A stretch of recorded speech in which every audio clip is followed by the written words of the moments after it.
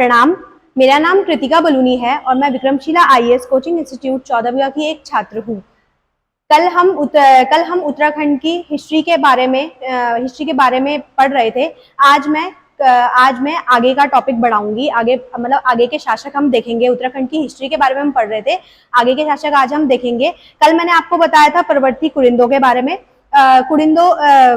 जब कुरिंदों की शक्ति कम हो गई थी, उसके बाद उत्तराखंड में जो और शासक थे वो आए, जैसे कि शक शासक। उसके कुरिंदों के बाद शक शासक आए। शक शासक भारत में 5 शाखाओं में आए थे।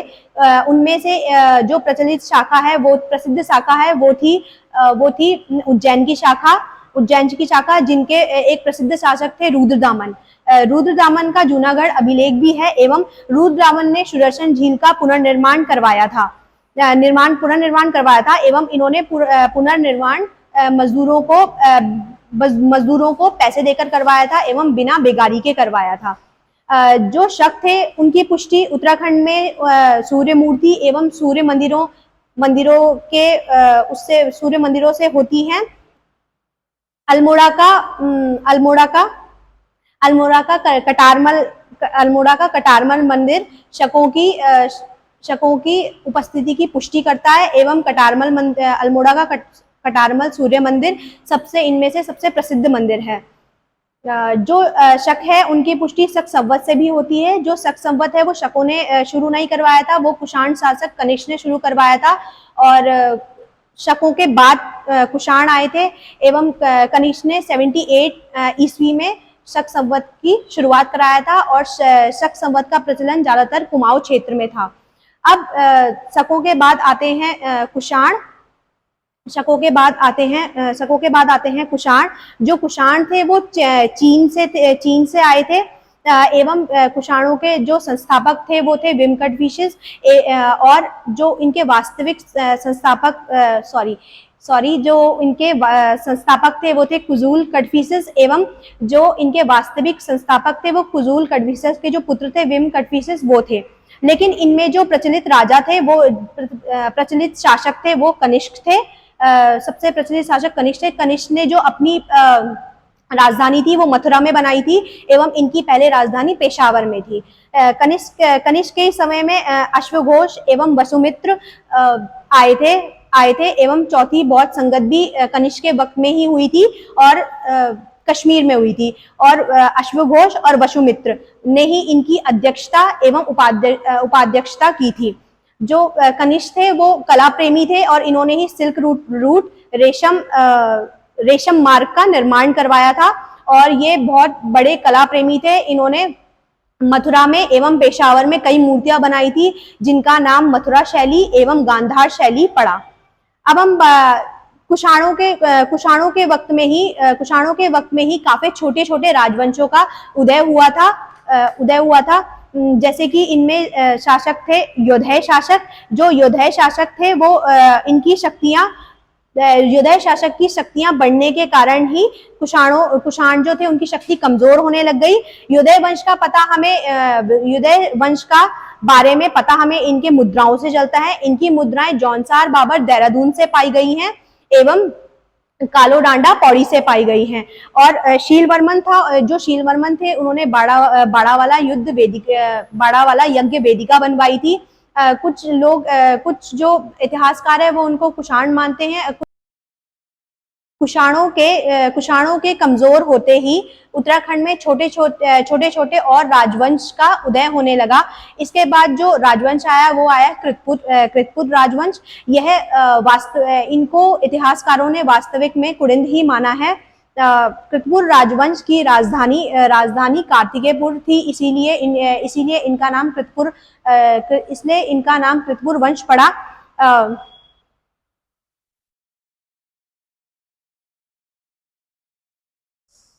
जब ये उत्तराखंड में शासन कर रहे थे, इतने में ही भारत की सत्ता गुप्तों के हाथ में चली गई एवं भारत की सत्ता गुप्तों के हाथ में चली गई एवं कृतपुर जो वंश था वो भी गुप्तों के अधीन हो गया। समुद्रगुप्त की प्रयाग प्रशस्ति है जो उनके एक कवि हरिसेन ने लिखी थी। उसमें यह बताया गया है कि जो कृतपुर राजवंश है वो कुषाणों वो गुप्तों की उत्तरी सीमा में अधीन एक राज्य था, क्षेत्र था। अब गुप्तों के जो कृतपुर वंश है, जब वो धीरे धीरे कमजोर होने लगा तो यहाँ पे नागवंश की स्थापना हुई। जो नागवंश था, इसके बाद कृतपुर के बाद नागवंश आया। नागवंश था जो उसकी भी जो राजधानी थी वो जोशीमठ थी, उनकी राजधानी जोशीमठ थी। जो नागवंश है उनकी जानकारी हमें उनके त्रिशूल लेख से मिलती है। त्रिशूल लेख में चार राजाओं का उल्लेख है। स्कंदनाग, गणपतिनाग, विभुनाग और अंशुनाग, ये क्रम अनुसार हैं। उसके बाद भारत में गुप्तोत्तर काल आया एवं नागवंश का भी पतन हो गया।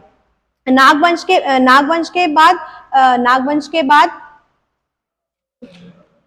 के बाद धीरे धीरे और वंश आए, जैसे आया शुंग वंश, इक्ष्वाकु वंश, सातवाहन वंश और सातवाहन वंश। ये वंश उत्तराखंड में इन्होंने राज किया। उसके बाद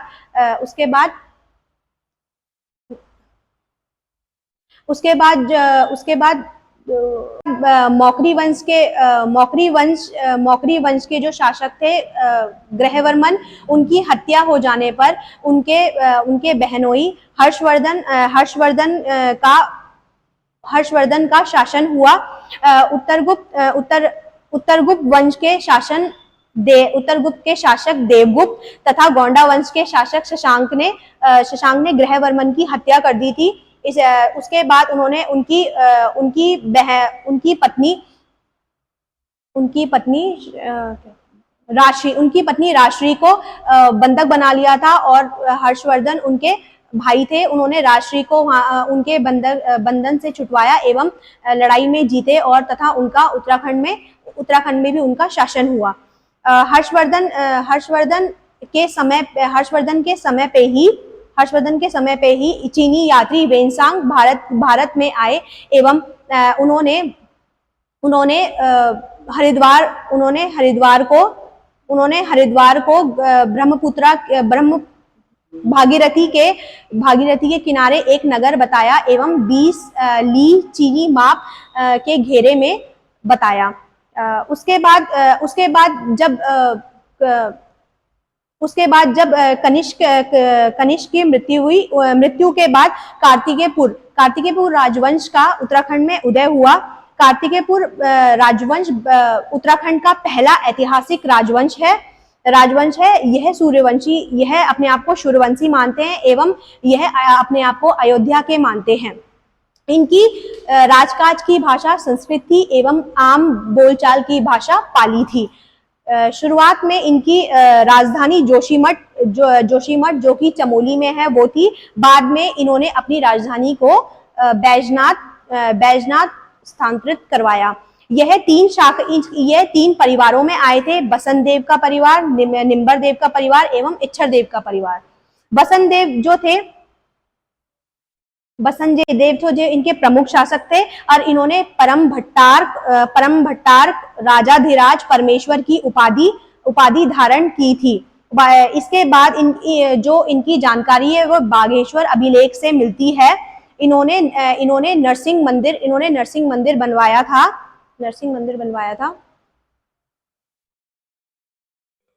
इन्होंने नरसिंह मंदिर जोशीमठ में बनवाया था। बसंत देव के बाद शासक खरपरदेव बने। जो उत्तराखंड में खरपरदेव थे तो कन्नौज में यशोवर्मन का शासन था। खरपरदेव की खरपरदेव का पुत्र कल्याणराज था एवं इनका पुत्र तथा कल्याणराज का पुत्र त्रिभुवन राज था। इनकी पत्नी महारानी लद्दा देवी थी। फिर परिवार आता है निम्बर देव का। फिर परिवार आता है निम्बर देव का।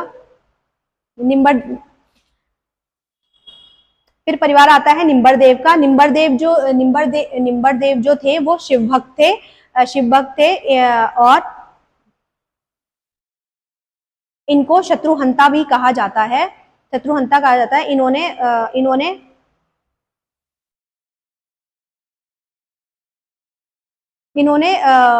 इन्होंने उत्तराखंड की राजनीतिक व्यवस्था को एक सूत्र में बांधा था एवं जागेश्वर धाम की नींव भी जागेश्वर धाम की नींव भी इन्होंने ही रखी थी। जागेश्वर धाम जो है वो 124 मंदिरों का एक समूह है। 24 मंदिरों का समूह है। एवं इसके बाद शासक उनका पुत्र ललित सुरदेव बना था। इसके बाद इनकी जो ललित सुरदेव है, इनकी जानकारी पांडुकेश्वर अभिलेख से मिलती है। इन्हें विष्णु का 12 अवतार भी कहा जाता है। ललित सुरदेव के बाद उनका पुत्र भूदेव शासक बना, जो कि बौद्ध धर्म का बहुत बड़ा विरोधी था एवं इन्होंने बैजनाथ मंदिर बनाने में सहयोग किया था। फिर इसके बाद इनका परिवार आता है इच्छर देव का परिवार। इसके बाद आता है इच्छर देव का परिवार। इच्छर देव जो थे इन्होंने ये सलोड़ादित्य के पुत्र थे एवं इसके बाद आता है इनके जो पुत्र थे वो थे देसतराज, पदमराज देव एवं इसके बाद इनका लास्ट जो परिवार आता है वो आता है, इनका जो लास्ट शासक थे वो थे ब्रह्मदेव थे। कत्यूरी घाटी में इनका पलायन हो गया था।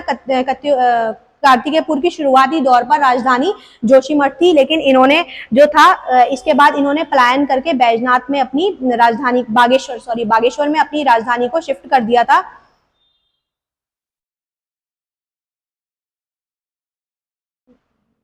शिफ्ट करा था।